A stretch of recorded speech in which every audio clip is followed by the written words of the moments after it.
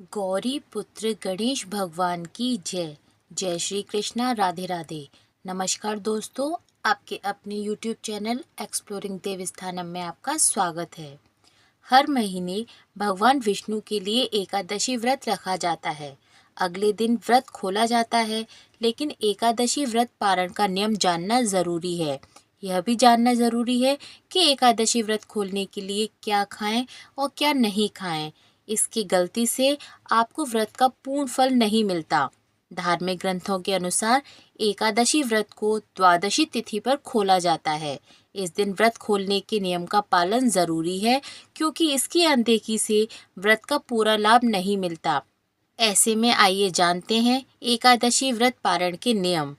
धार्मिक ग्रंथों के अनुसार भगवान विष्णु को तुलसी दल प्रिय है, इसलिए उनकी पूजा में तुलसी न हो तो वह पूजा या भोग स्वीकार नहीं करते। इसलिए भगवान विष्णु के व्रत में तुलसी का प्रयोग बहुत ज़रूरी है। साथ ही एकादशी व्रत के पारण के लिए भी तुलसी पत्र को मुंह में डालकर करना चाहिए। इससे अखंड सौभाग्य, आरोग्य और संतान सुख की प्राप्ति होती है। एकादशी व्रत में चावल खाने पर रोक है, इसलिए एकादशी व्रत का पारण चावल खाकर करने का नियम है। मान्यता है कि एकादशी के दिन चावल खाने से मृत्यु के बाद प्राणी का जन्म रेंगने वाले जीव की योनि में होता है, लेकिन द्वादशी को चावल खाकर व्रत का पारण करने से इस योनि से मुक्ति भी मिल जाती है। इसी के साथ मान्यता है कि एकादशी व्रत पारण के लिए पकाए जा रहे भोजन में गाय के घी का प्रयोग अवश्य करना चाहिए। इससे भगवान श्री हरि प्रसन्न होते हैं। इसी के साथ आइए जानते हैं एकादशी व्रत पारण के दिन तुलसी माता की कथा। तुलसी से जुड़ी एक कथा बहुत प्रचलित है। श्रीमद् देवी भागवत पुराण में इनके अवतरण की दिव्य लीला कथा भी बताई गई है। एक बार शिव ने अपने तेज को समुद्र में फेंक दिया था। उससे एक महातेजस्वी बालक ने जन्म लिया। यह बालक आगे चलकर जालंधर के नाम से पराक्रमी दैत्य राजा बना। इसकी राजधानी का नाम जालंधर नगरी था। दैत्यराज कालनेमी की कन्या वृंदा का विवाह जालंधर से हुआ। जालंधर महाराक्षस था।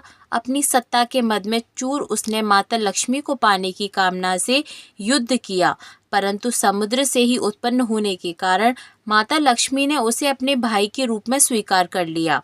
वहां से पराजित होकर वह देवी पार्वती को पाने की लालसा में कैलाश पर्वत पर गया।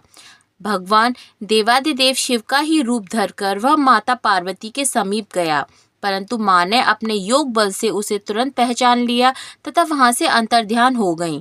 देवी पार्वती ने क्रोधित होकर सारा वृतांत भगवान विष्णु को सुनाया।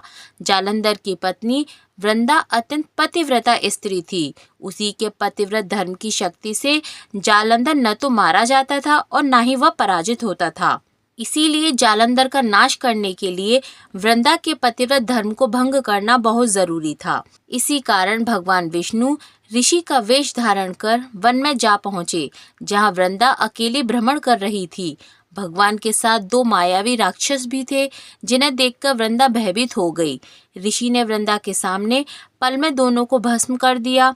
उनकी शक्ति देखकर वृंदा ने कैलाश पर्वत पर महादेव के साथ युद्ध कर रहे अपने पति जालंधर के बारे में पूछा। ऋषि ने अपनी माया जाल से दो वानर प्रकट किए। एक वानर के हाथ में जालंधर का सिर था तथा दूसरे के हाथ में धड़।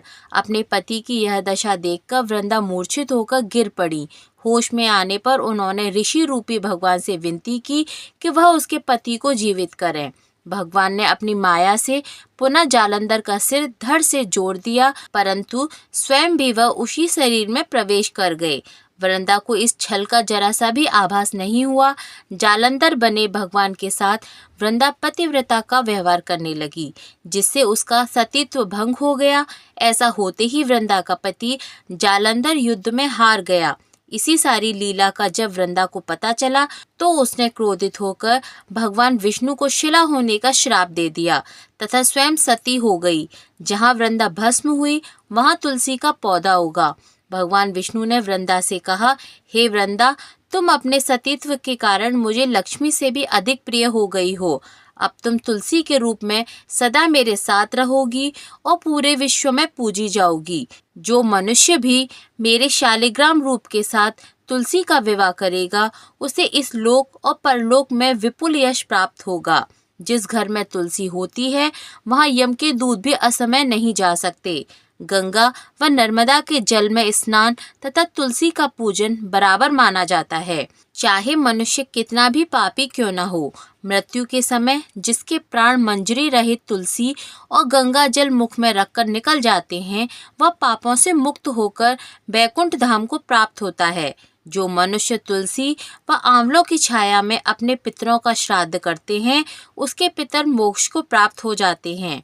उसी दैत्य जालंधर की यह भूमि जलंधर नाम से विख्यात है।